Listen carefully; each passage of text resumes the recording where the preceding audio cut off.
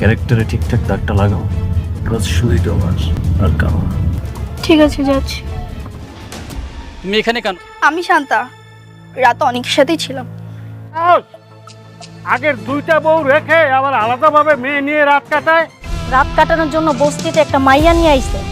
Viewers, অনিকের চরিত্রে দাগ লাগানোর জন্য রাতুল এবার মাস্টারমাইন্ড প্ল্যান সাজিয়েছে অনিকের চাচাতো বোনের মাধ্যমে। তো অনিকের চাচাতো বোনকে বিয়ের লোভ দেখিয়েছে রাতুল। যদি এই কাজটি করতে পারে তাহলে রাতুল তাকে বিয়ে করবে। তাই তার কথা মতো অনিক যেখানে অবস্থান করছেন বলতে বস্তিতে, সেখানে রাত্র যাপন করার জন্য রাতুল তাকে অনুমতি দিয়েছে এবং তাকে এটি বলতে বলেছে যে অনিকের সাথে সে রাত কাটিয়েছে। তো রাতুলকে এবার জামিন করেছিল মেঘলার বান্ধবীর বাবা, যার কিনা বর্তমানে অনিক এবং মেঘলার শত্রু। তো তাদের মূলত একটি উদ্দেশ্য, সেটি হচ্ছে মেঘলা এবং অনিকের পতন, তারা যেন পথের ভিখারি হয়ে যায়। আর এমনটি করতে চাচ্ছে রাতুল এবং মেঘলার সেই বান্ধবীর বাবা। তো যেমন কথা তেমনই কাজ। রাতুলের কথাতেই মেঘলা অনিকের চাচাতো বোন মূলত অনিকের সাথে রাত্রি যাপনের অভিনয় করেছে এবং বস্তির মানুষকে জড়ো করেছে, আর অনিকের চরিত্রে দাগ লাগানোর চেষ্টায় রয়েছে। তো শেষমেশ বস্তির মধ্যে মেঘলার বান্ধবী মেঘলাকে কল করেছে এবং তাকে এখানে আসতে বলেছে, আর তার স্বামীর চরিত্রের কথা তাকে বলেছে। তো শেষমেশ কি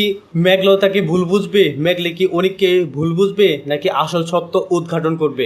এছাড়া ভিউয়ার্স, শেষ পর্যন্ত বৃষ্টি এবং বৃষ্টির বাবার কাছে শেয়ার করেছে অনিকের চাচা যে অনিকের সন্তানকে পাল্টে দিয়েছে অনিকের চাচা, আর যাতে করে বৃষ্টি এবং অনিকের সংসার বেঁচে যায়। আর এতে করে তাদের একটি ফায়দা হবে, সেটি হচ্ছে বৃষ্টিদের বাড়িতে অনিকের চাচা এবং চাচি থাকতে পারবে, আর সেখানে থেকে অনিক এবং মেঘলার বিরুদ্ধে চক্রান্ত করতে পারবে। তো ভিউয়ার্স, বৃষ্টি তো এই কথাটি জানতে পেরেছে, তখন বৃষ্টির মাথায় আকাশ ভেঙে পড়েছে। বৃষ্টি চেয়েছিল মূলত তাদেরকে সকল কিছু বলে দেওয়ার জন্য, কিন্তু বৃষ্টির বাবা তাকে বাধা প্রদান করে। তো শেষ পর্যন্ত বৃষ্টি এবার দায়িত্ব নিয়েছে সেই সন্তানের। বৃষ্টি মূলত আড়াল থেকেই সেই সন্তানের ভরণ পোষণ করবে। তো ভিউয়ার্স, খুবই ইন্টারেস্টিং মুহূর্তে চলছে গরিবগড়ের রাজপুত্র নাটকের প্রত্যেকটি এপিসোডে, আর বিশেষ করে লাস্টের এপিসোডগুলো খুবই ধামাকাদার এবং খুবই ইন্টারেস্টিং হতে চলেছে।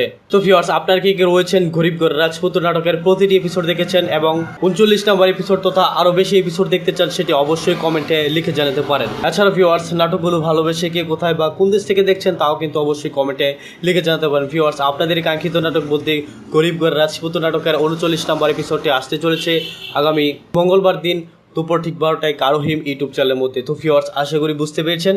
সকলে ভালো থাকবেন, সুস্থ থাকবেন এবং পরবর্তী ভিডিও দেখার মতো জানিয়ে আজকের মতো এখানেই আল্লাহ হাফেজ।